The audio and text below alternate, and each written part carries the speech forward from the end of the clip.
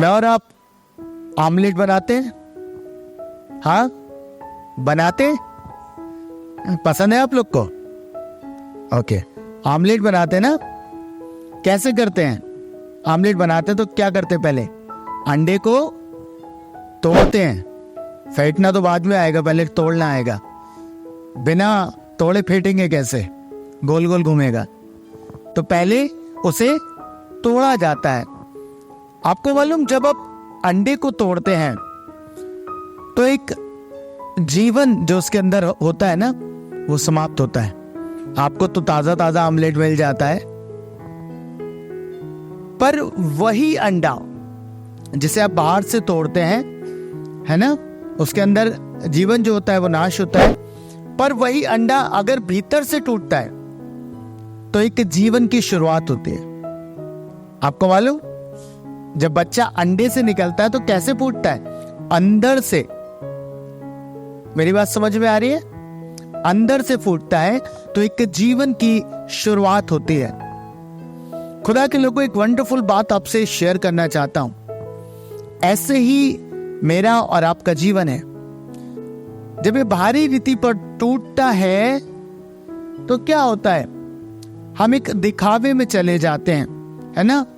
जैसे आमलेट बड़ा अच्छा लगता है ना, ऐसे हम लोग भी जो बाहरी रीति से टूटे ना, बाहर से बहुत अच्छे लगते हैं, पर हम जानते हैं कि भीतर से क्या है। पर जो भीतर से टूटता है, अर्थात जिसने परमेश्वर को वास्तव में जाना और उसे अपना व्यक्तिगत उद्धारकर्ता ग्रहण किया है, जो जीवन मन से टूटकर खुदा के पास आता है, तब एक नए जीवन की शुरुआत होती है। हालेलुया। और बाइबल इस टूटने को, जो भीतर से टूटकर अपने पापों की क्षमा मांगते हैं, खुदा को अपना उद्धारकर्ता ग्रहण करते हैं, यीशु को, तो पता है इसके लिए बाइबल क्या कहती है? जब आप यूहन्ना रचित सुसमाचार उसके 3 अध्याय को पढ़ेंगे, वहां बातचीत है निकोदेमस और यीशु मसीह की। और निकोदेमस प्रभु से भेंट करने के लिए रात्रि के समय में आता है, बातचीत करता है, और यीशु कहते हैं कि जब तक कोई मनुष्य जल और आत्मा से न जन्मे, तब तक वो परमेश्वर के राज्य को देख नहीं सकता। जब तक वो जल और आत्मा से ना जन्मे, यानी कि बॉर्न अगेन ना हो जाए, वो परमेश्वर के राज्य को देख नहीं सकता। आपको मालूम, बहुत सारे लोग केवल जल से जन्मे हैं, केवल जल से जन्मे हैं, बाहरी चीजें हैं, है ना। बपतिस्मा ले लो, काम खत्म। बहुत सारे लोग जल से जन्मे हैं, पर आत्मा से जो व्यक्ति जन्म लेता है, उसके लिए परमेश्वर का वचन कहता है, जो जल और आत्मा दोनों ही से जो आता है, उसके लिए परमेश्वर कलाम कहता है वो परमेश्वर के राज्य में जाएगा। पर जो जल और आत्मा से पैदा नहीं होगा, वो देख भी नहीं पाएगा परमेश्वर के राज्य को। और निकोदेमस जो एक बुद्धिमान व्यक्ति था, है ना, उसको यीशु मसीह ये बात कह रहे हैं, उसकी समझ में नहीं आया, उसको पल्ले नहीं पड़ा कि हुआ क्या, समझ ही नहीं आ रहा। वो कह रहा है कि मैं कैसे नए सिरे से जन्म ले सकता हूं।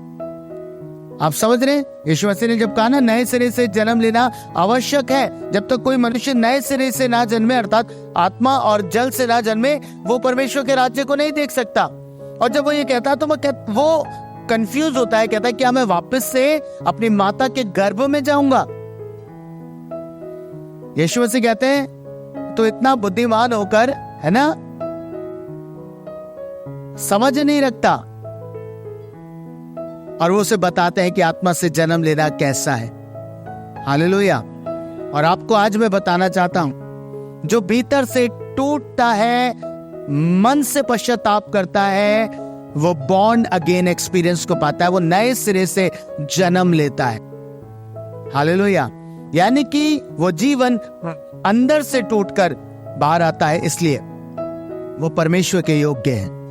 वरना बहुत सारे लोग बाहरी रीति से बहुत सारी चीजों में पाए जाते हैं, वो बेहतर जानते हैं वो अंदर से कैसे हैं। पर बाहर से वो अपने आप को दिखाते हैं कि हम नए जन्म पाए हुए लोग हैं। हालेलुया। समझ आ रही है मेरी बात? आपको मालूम कितने ही जीवन ऐसे हैं जो प्रतिदिन परमेश्वर के कलाम को भी सुन रहे हैं, और बहुत सारे जीवन ऐसे हैं जो मात्र प्रचारक को सुनने जाते हैं। सुनिएगा क्या कह रहा हूं मैं।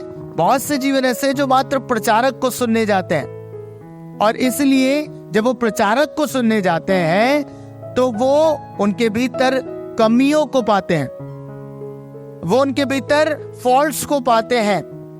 उनकी प्रीचिंग में फॉल्ट्स ढूंढेंगे, है ना। सदियों से सुन रहे हैं, सालों से सुन रहे हैं, पर बदलाव ही नहीं आ रहा। पता है मुख्य कारण क्या है? मैंने कहा जो आत्मा से जन्म लेता है वो परमेश्वर के राज्य में जाएगा। अब प्रॉब्लम कहां हो रही है लोगों के साथ? प्रॉब्लम यह है कि वो कलीसियाओं में प्रचारकों को सुनने जा रहे हैं,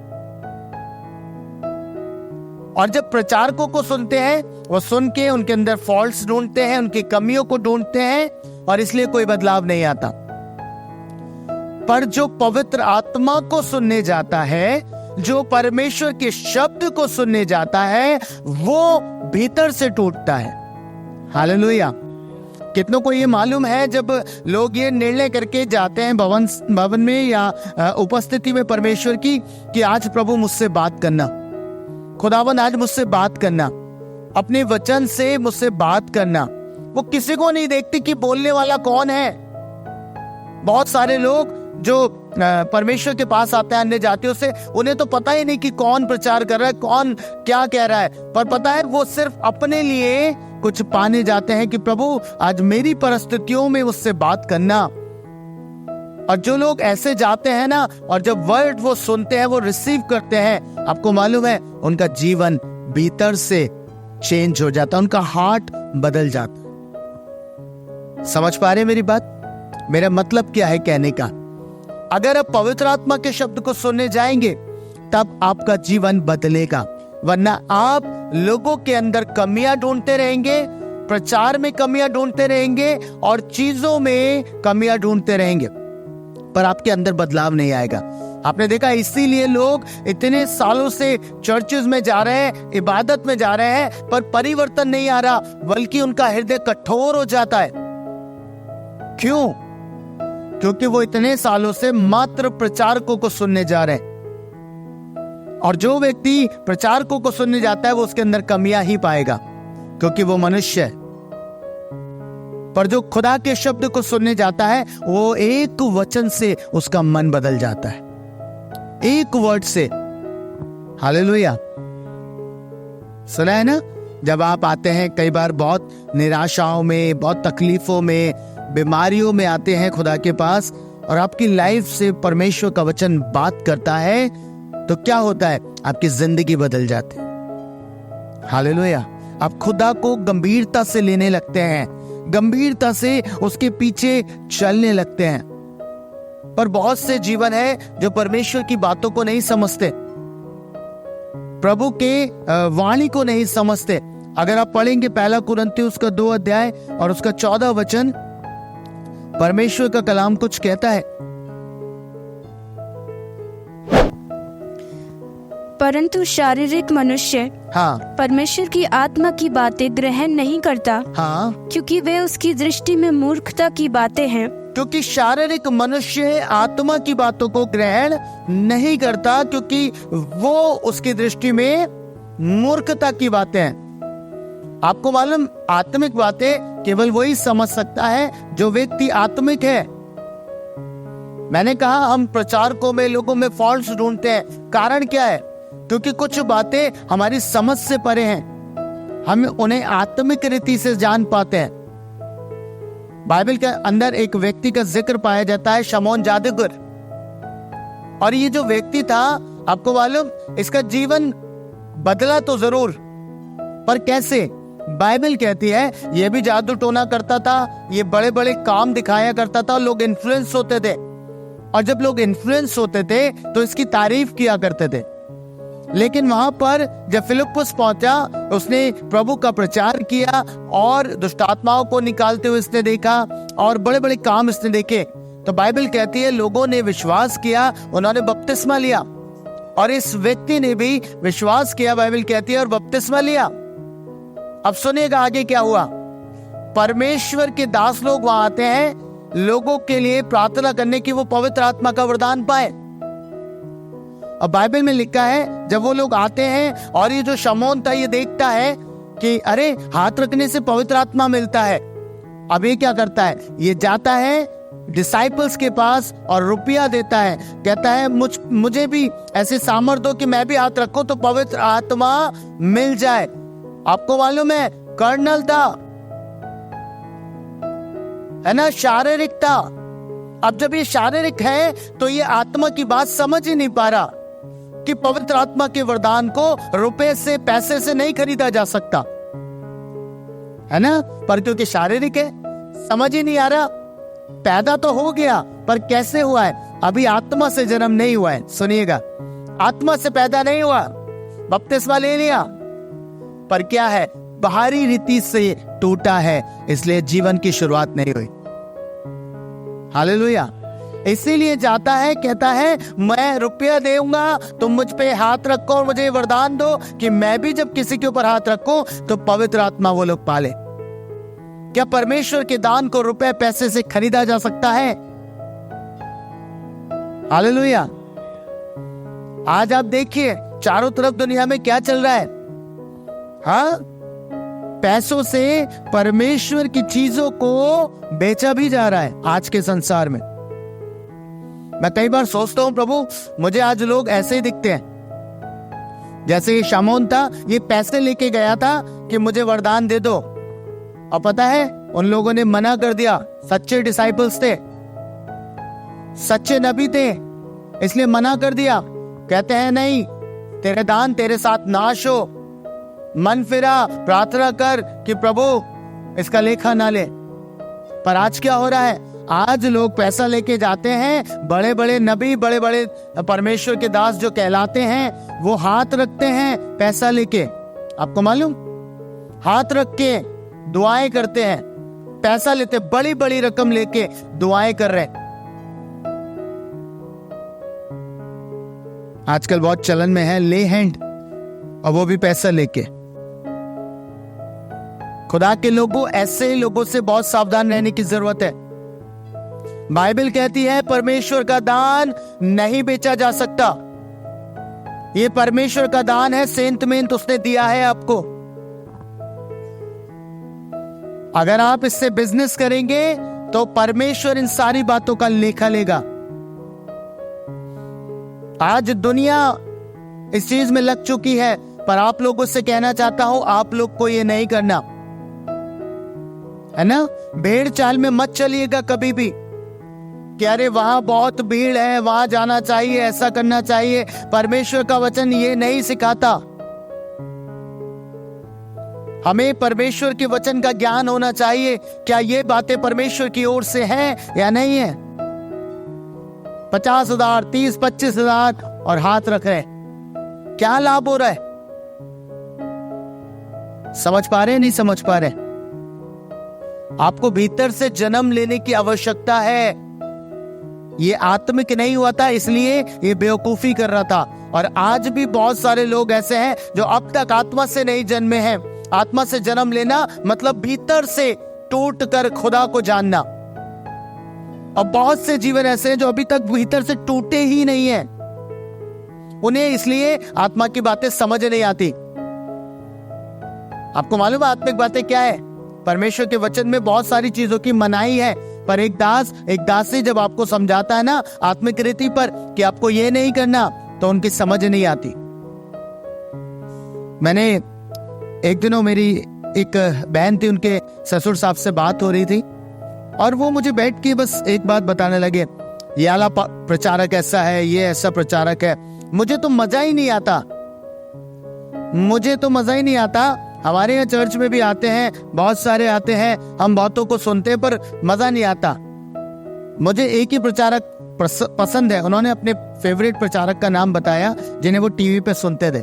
यार मुझे तो वही पसंद है, बस उन्हीं का वचन मुझे समझ में आता है। अब मैं थोड़ा सा टेढ़ा आदमी हूं। मैंने उनसे कहा, अंकल सोने पे सुहागा ये था कि उनके मुंह में तंबाकू चल रहा था। अब जब उनके मुंह में वो चल रहा था तो मैंने कहा, अंकल एक बात मुझको बताइए। मैंने कहा, जो प्रचारक को आप सुनते हैं क्या उन्होंने ये बातें नहीं बताई कि तुम्हारी देह पवित्र आत्मा का मंदिर है, तुम इसे नाश करते हो? आपको मालूम है क्या हुआ? जैसे मेरा ये वर्ड सुना, उनके मुंह से सारा जो अंदर था सब अंदर ही बंद हो गया, मुंह नहीं खुला। मैंने, अंकल उन्होंने ये बातें बताई होंगी, आप सुन रहे हैं, बहुत सालों से फेवरेट है आपके, मुझे बताइए। एक शब्द नहीं निकला। हालेलुया। मैंने कहा क्या फायदा हुआ? कितने साल से कितना फेवरेटिज्म कैरी करोगे आप अपनी लाइफ में, है ना? बहुत सारे फेवरेट प्रचारकों को बटोर लो, पर जीवन में अगर बदलाव नहीं आ रहा ना, तो किसी को भी सुनो, कोई फायदा नहीं। आज मैंने ढेरों लोगों को ये देखा है, इसको सुन रहे हैं, उसको सुन रहे हैं, सबको सुन रहे हैं। अरे बदलाव आना चाहिए आपके अंदर। सुनने में जिसको मन करे सुनो, पर बदलाव तो आए अंदर। पर अपनी अभिलाषाएं पूरी करने के लिए सुन रहे हैं, बस अपने कानों की खुजली मिटाने के लिए सुन रहे हैं। क्या लाभ होगा ऐसे सुन के, जब जीवन अंदर से टूटेगा नहीं, और जो टूटेगा नहीं अंदर से वो नए सिरे से पैदा होगा नहीं। हालेलुया। मैंने कहा लोगों को समझ नहीं आती, शारीरिक है ना इसलिए समझ नहीं आती। आत्मिक होते हैं तो उनको एकदम समझ में आता है, ये सही बात है, हमें नहीं करना है ना? अब एक आत्मिक व्यक्ति कह रहा है अपने शरीर को मत चिरवाओ, बनवा लेते हैं ना आजकल। अब एक आत्मिक व्यक्ति बता रहा है, पर एक शारीरिक व्यक्ति को नहीं समझ में आएगा। यानी भैया फैशन है, फैशन है। बाइबल क्या कहती है आपको मालूम है? आपके लिए फैशन नहीं है, संसार के लिए हो तो हो, पर एक मसीह के लिए फैशन नहीं है। हालेलुया। बाइबल कहती है तुम उनके बीच से अलग हो जाओ, उनकी सी चाल मत सीखो।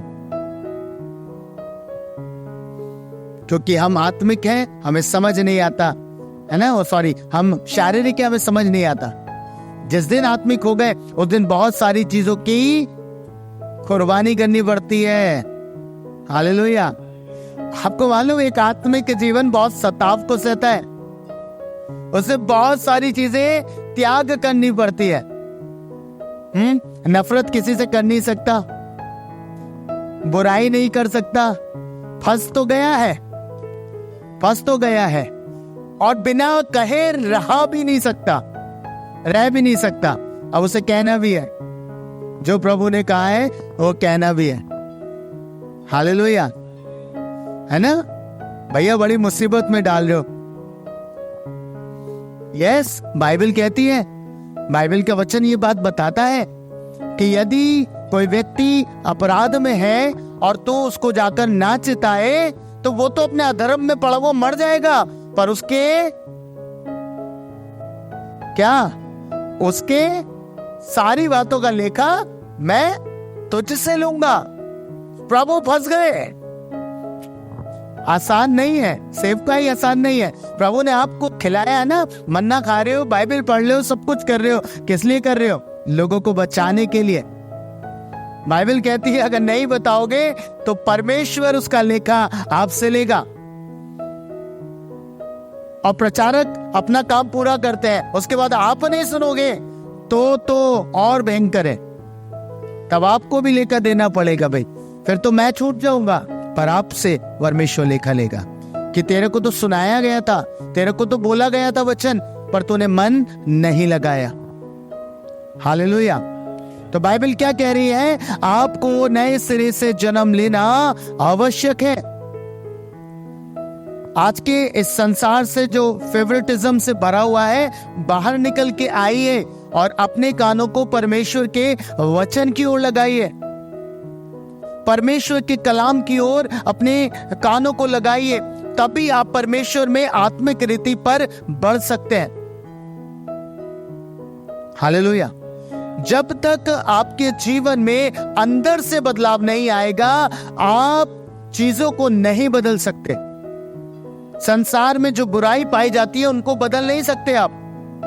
संसार में जो बुरी बुरी चीजें भरी पड़ी हैं उनको नहीं बदल सकते आप।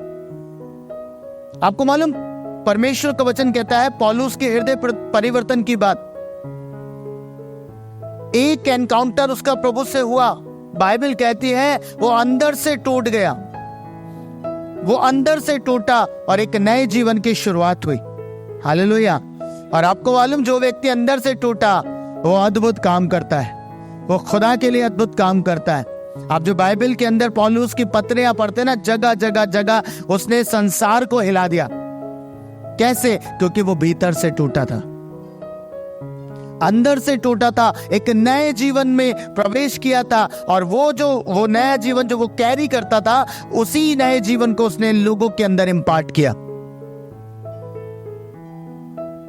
समझ रहे? बाइबल कहती है जहां जाता था वहां एक कलीसिया स्थापित करता था। कितनी कलीसियां पौलुस ने बनाई। कैसे बना पाया? क्योंकि अंदर से टूटा हुआ था, आत्मिक व्यक्ति था और आत्मिक बातें लोगों को बताता था। हालेलुया। आपको आत्मिक होना पड़ेगा, वो वाला आत्मिक नहीं जो कलीसिया के भीतर आके हम बनते हैं, है ना? वो वाला आत्मिक नहीं कह रहा हूं मैं, बिल्कुल मत बनिएगा वाला आत्मिक।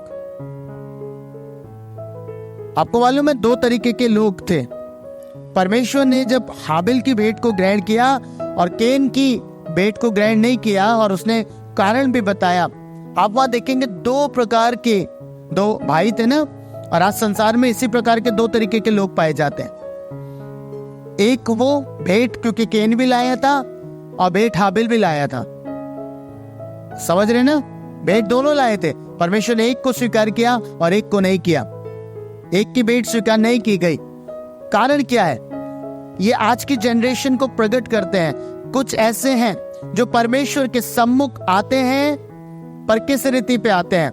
जिस चीज को परमेश्वर देखना चाहता है, जिन बातों को परमेश्वर देखना चाहता है, वो उसे कैरी करके नहीं आते। और ये एक रिलीजियस ग्रुप है। हालेलुया। पर हाबिल क्या लेके आया था? हाबिल कुर्बानी लेके आया था, जो सिंबल था यीशु मसीह का, और इसीलिए हाबिल की भेंट से परमेश्वर प्रसन्न हो गए। ये दूसरी कैटेगरी है जो है आत्मिक व्यक्ति की। एक है रिलीजियस और एक है आत्मिक, और इन दोनों में बड़ा डिफरेंस है। आज अपने चारों ओर आप रिलीजियस व्यक्तियों को देखते हैं, है ना? वो अपनी रिलीजियस ड्यूटीज को पूरा कर रहे हैं। संडे में चर्च जाना है, इबादत करनी है, कुछ को पाकशा के दिन जाना है, केवल पाकशा के दिन जाना है। समझ रहे ना? पर एक आत्मिक व्यक्ति है जो पता है सातों दिन खुदा के साथ रहता है। हालेलुया। वो सातों दिन परमेश्वर के साथ बैठता उठता है। हमारी इन दिनों 21 दिन की लगातार दुआएं चल रही है और मैं बहुत खुश हूं। खुदा रोज लोगों को तृप्त कर रहा है, लोग सीख रहे हैं और हमें आनंद आता है। हालेलुया। ओ, आत्मिक जीवन का तो आनंद ही है कि खुदा के साथ वो प्रतिदिन चलता है ना? एक रिलीजियस व्यक्ति अपनी रिलीजियस ड्यूटी पूरी करता है। संडे में वो चर्च जाएगा, संडे में सारी चीजें करेगा, और बाकी के 6 दिन उसके संसार के हैं। हालेलुया। आपको मालूम है, पुराने नियम में ऐसे लोग पाए जाते थे, शास्त्री फरीसी। इसीलिए यीशु मसीह का विरोध था। यीशु आत्मिक था, ये रिलीजियस थे, और इसीलिए ये सारी चीजें पैदा हो रही थी। हालेलुया। समझ रहे? तो आपको क्या बनना है? आपको आत्मिक बनना है। आत्मिक का मतलब जो आत्मा से पैदा हो। आत्मा से हमको पैदा होने की आवश्यकता है प्रियो, है ना? निकोदेमस क्योंकि उसी कैटेगरी से आ रहा था, इसलिए वो समझ नहीं पाया कि आत्मा से जन्म लेना क्या है, नए सिरे से जन्म लेना क्या है। समझ रहे हैं? आपको समझना पड़ेगा। आप आत्मिक लोग हैं, आपको आत्मा से ही जन्म लेना है। आपको आत्मिक रीति पर बढ़ना है आगे। मैंने कहा जैसे शाऊल का हार्ट चेंज हुआ, आपका हृदय बदलना चाहिए। आपका हृदय चेंज होना चाहिए। जब आप आत्मिक बातों को सुनते हैं, आत्मिक चीजों को ग्रहण करना आपका कर्तव्य है ना। बाइबल के अंदर कुछ चीजें मनाई है, आपको मालूम है कि फलानी चीज अपने घर मत ले आना, फलानी चीज अपने घर मत ले आना, है ना। पर हम ले आते हैं, हमें लगता है क्या है, क्या मतलब, हम उसके कॉन्सिक्वेंसेस को नहीं जानते, है ना। मैंने बहुत सारी बुक्स में भी पढ़ा है, परमेश्वर का वचन भी ये कहता था कि हमें कुछ चीजों से दूरी बनानी पड़ेगी, हमें नहीं लेके आनी है वो बातें जो परमेश्वर के वचन में मनाई है, उनको हम अपने घर में ले आए, है ना। समझ रहे मेरी बात। कुछ चीजें मैं ऐसे ही बोलता हूं पर लोगों को समझ आ जाती है। प्रकाशित वाक्य इसी रीति पर लिखा गया है। बाइबल कहती है उस समय के मसीहों को बात समझ में आ गई थी, आपको भी समझ आनी चाहिए। हालेलुया, क्योंकि हम लाइव हैं। आपको समझ आनी चाहिए कि मैं क्या कह रहा हूं, है ना। मैं आपको एक बात बताऊं, अपने कपड़े भी एक आत्मिक व्यक्ति जानता है, उसे कपड़े भी देखकर ही पहनने कि कौन से चीजें मैं कैरी कर रहा हूं, मेरी पहचान क्या है ना। कई बार मैंने देखा लोग डेविल्स की शक्ल सूरत की टी शर्ट्स और ये सब पहन लेते हैं। आपको नहीं मालूम, आपको इतनी समझ नहीं है कि आपको क्या पहनना है क्या नहीं पहनना, आप किसकी पहचान कैरी कर रहे हैं। कुछ दिनों के बाद वो गुण दिखते हैं ना, फिर समझ आती है। एडिक्शन में जा रहे हैं, नशों में जा रहे हैं, है ना। परमेश्वर का वचन कहता है हमें कोई भी ऐसा काम नहीं करना जो परमेश्वर को महिमा नहीं देता। मैंने देखा बहुत सारे लोग डीमंस के गीतों पे एंजॉय करते हैं। आपको मालूम बहुत भयानक है।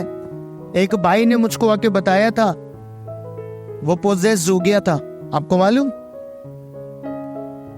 एक उसे गीत सुनने में बड़ा मजा आता था। याले गीत सुनता था, खूब सुनता था। एक समय आया, मेरा उससे एनकाउंटर हुआ, मैंने उसको बताया ये प्रॉब्लम है। उसने मुझे बताया कि भैया मैं इसे सुनता था और सुनने के बाद मेरा जीवन बदल गया। आपको मालूम, एंटी क्राइस्ट के उस पे चला गया था वो। खुदा का फजल कि आज वो वापस आ गया। आपको बता रहा हूं कितना भयानक है। आपको नहीं करना, आपको नहीं सुनना है ऐसे सॉन्ग्स जो डेविल को महिमा दे रहे हैं, जो शैतान को महिमा दे रहे हैं। इन चीजों से बाहर आने की जरूरत है। आप आत्मिक लोग हैं, आपको हर बात हाथ पकड़ के नहीं सिखाई जाएगी, है ना। हर चीजें चर्च से आपको नहीं बताई जाएंगी कि आपको ये करना है, ये नहीं करना, ऐसा करना है, वो नहीं करना। ये चीजें नहीं बताई जाएंगी। आपके पास बुद्धि है। बाइबल कहती है तुम कब तक दूध पीते रहोगे, समय के अनुसार तो तुम्हें सयाना हो जाना चाहिए था। तुम्हें ठोस आहार की जरूरत है, पर हम अभी तक सयाने नहीं हुए। हमें दूध ही चाहिए, कोई हमें सिखाए समझाए तब हमारी समझ में आती है। अरे आप आत्मिक जन हैं, आप जब बाइबल पढ़ना आरंभ करेंगे आपको खुद ब खुद समझ में आ जाएगा। पर क्योंकि कुछ लोग रिलीजियस हैं, वो संडे में ही बाइबल पढ़ेंगे, वो भी चर्च में, उसके बाद घर में तो बाइबल धूल खाएगी। कुछ लोग रिलीजियस ऐसे भी हैं, उनको बाइबल से सिर्फ हफ्ते में एक बार मतलब होता है, वो भी चर्च ले जाने के टाइम पे। आप देखिए कितनी नीट एंड क्लीन बाइबल उनकी शेल्फ पे रखी रहती है ना।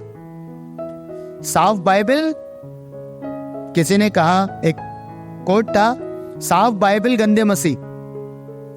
गंदी बाइबल यानी कि गंदी ऐसे नहीं, विद केयर रखिए, कपड़े से रखिए, ढक के, कोई बात नहीं। गंदी इन द सेंस, जब आप बाइबल देखते हैं अंदर मार्क्स लगे होते हैं, है ना, मार्कर से वो भरी होती है, पेन से भरी होती है, कुछ ना कुछ लिखा होता है। समझ रहे हैं? गंदी बाइबल, साफ मसीह। हालेलुया। समझ पा रहे, नहीं समझ पा रहे? तो रिलीजियस से निकल कर आत्मिक होने की जरूरत है। यीशु मसीह जो निकोदेमस को समझा रहे थे वो आज आपको समझा रहे हैं। नए सिरे से पैदा होना है, नए सिरे से जन्म लेने की आवश्यकता है, तभी परमेश्वर के राज्य में एंट्री पाओगे, वरना तो देख भी नहीं पाओगे। हालेलुया। अगर आप वचन पढ़ते तो आपको पता चलता कि यीशु मसीह का आगमन जो सीक्रेट कमिंग है ना, सीक्रेट कमिंग, कुछ लोग इसे समझते नहीं है, रैप्चर को एक सीक्रेट कमिंग भी है जिसे हम रैप्चर बोलते हैं, वो बहुत निकट आ गया है, बहुत निकट आ गया है। आपको मालूम है साइन क्या है? साइन ये है कि पहले जो सताव था वो पर्टिकुलर कुछ क्षेत्रों में था, पर अब जो आप देख रहे हैं अब ये वर्ल्ड वाइड हो रहा है। हालेलुया, अब ये वर्ल्ड वाइड है और यही साइन है कि अब हम बहुत निकट आ चुके हैं। अब दुल्हन की तैयारी का समय हो रहा है, अब वो उठाए जाने के लिए तैयार है ना। यीशु तो अब कभी भी आ जाएंगे, प्रभु तो अब लेने आने के लिए तैयार है। अब तो बस दुल्हन को डिसाइड करना है कि वो अभी अपने झाड़ू पोंछों में लगे रहेंगे या आके अपने ऊपर की ओर उठाएंगे और तैयारी करके रहेंगे कि प्रभु आएगा तो मैं तैयार हूं, मैं जाऊंगा। हालेलुया। हाँ, किसी से रैप्चर की बात करो ना, जो आत्मिक व्यक्ति नहीं है वो कहेगा अरे प्रभु के बारे में सुनते आ रहे हैं, अभी थोड़ी ना आ रहा है, सालों से सुन रहे हैं, पौलुस के समय से सुनते आ रहे हैं, अभी थोड़ी ना आ रहा है। पर पता है जो आत्मिक है वो कहता है, अगर आप उसके रैप्चर की बात करो ना कि प्रभु जल्द आने वाला है, वो कहता है कल आ जाए। हालेलुया, वो कहेगा कल आ जाए। आज मैं एक बहन से कह रहा था, मैंने बहन रैप्चर बहुत निकट है, पर उसने कहा आमीन, जल्दी हो जाए। हालेलुया, समझ रहे? आत्मिक हो जाइए। पता है डर किसे रहेगा रैप्चर का? जो तैयार नहीं है। और पता जो रैप्चर में छूट गए उनको नानी याद आ जाएगी। बाइबल को उठा के पढ़ना आपको समझ में आएगा। जो माँ कलेश का समय है ना, कितना पीड़ादायक है, कितनी तकलीफ का समय है। इसलिए दुआएं करना आरंभ कर दोगे, जब आप पढ़ोगे ढंग से आपको समझ आएगा। दुआएं करना आरंभ करोगे, प्रभु रैप्चर में उठा लेना। अब ये वाली दुआ ऐसे नहीं है कि सुन लेगा प्रभु, क्या अगर बन तो सही, रैप्चर के लायक बन तो जा, उठा तो मैं लूंगा, पर आपको रैप्चर के लायक बनना पड़ेगा। हालेलुया, दुल्हन को तैयार होना पड़ेगा। जब तक दुल्हन तैयार नहीं होगी, वेट ही तो कर रहा है, वो तो कल ही आ जाए। जितना बेचैन आप है ना प्रभु से मिलने के लिए, उससे कहीं अधिक बेचैन प्रभु आपसे मिलने के लिए। हालेलुया, जब लेने आएगा तो बड़े प्यार के साथ आएगा रैप्चर में, लेकिन उसके बाद जब द्वितीय आगमन में आएगा तो आपको मालूम है युद्ध के लिए आएगा, लड़ाई के लिए आएगा। सो आपको क्या तैयारी करनी है? प्रभु आत्मिक बन जाते हैं, रिलीजियस से बाहर आके आत्मिक बन जाते हैं ताकि हम रैप्चर में उठा लिए जाएं। हालेलुया। तो आपको बुद्धिमान बनना है। बुद्धिमान कुंवारी क्या थी? उनके पास तेल मौजूद था, एक्स्ट्रा था। तेल तो मूर्खों के पास भी था पर एक्स्ट्रा नहीं था, है ना। अब एक्स्ट्रा तेल की नीड है कलीसिया। सुनिएगा मेरे इस वर्ड को सुनिएगा, पवित्र आत्मा मुझे कह रहे हैं, अब एक्स्ट्रा तेल की नीड है कलीसिया को। अब नीति वचन, भजन संहिता, संडे संडे चर्च काम नहीं चलेगा।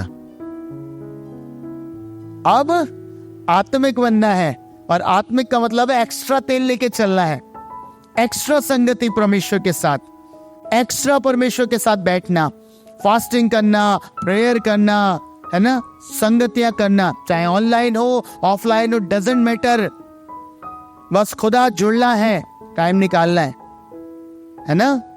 हम तो बहुत आनंदित हैं, लोग जुड़ रहे हैं, जो पा रहे हैं आशीष वो अद्भुत लोग हो रहे हैं। आपको मालूम उनकी लाइफ में प्रभु काम कर रहा है, पर जो लोग नहीं जुड़ रहे वो बाद में पछताएंगे, क्योंकि वो चीजें उनको फिर नहीं मिलेंगी। हालेलुया, समझ पा रहे हैं ना। तो यीशु ने जो कहा वो आपके लिए है, नए सिरे से पैदा होना है, आत्मिक व्यक्ति बनना है ना। शमौन की तरह नहीं कि चीजें बस बपतिस्मा हो गया, विश्वास ही हो गए, खत्म काम, नहीं, आत्मा से पैदा होना है। हालेलुया, समझ गए मेरी बात को? प्रभु आज इस संदेश से आप सभी को बरकत दे, आप सभी को बहुत आशीष दे। मेरा बिलीव है कि आज आपने एक गंभीर शिक्षा को पाया है, गंभीर चीजों को आपने सीखा है। अब से हम रिलीजियस नहीं, आत्मिक बनेंगे। बोलिए मेरे साथ, आत्मिक बनूंगा। अरे बोलिए, सही से बोलिए, आत्मिक बनूंगा। हाँ, ऑनलाइन आत्मिक बनना है, आत्मिक बनकर जीवन जीना है। और आत्मिक व्यक्ति जानता है जो आत्मिक बातें होती हैं उसकी समझ में आ जाएंगी। खुदा आप सबों को बरकत दे। God bless you all.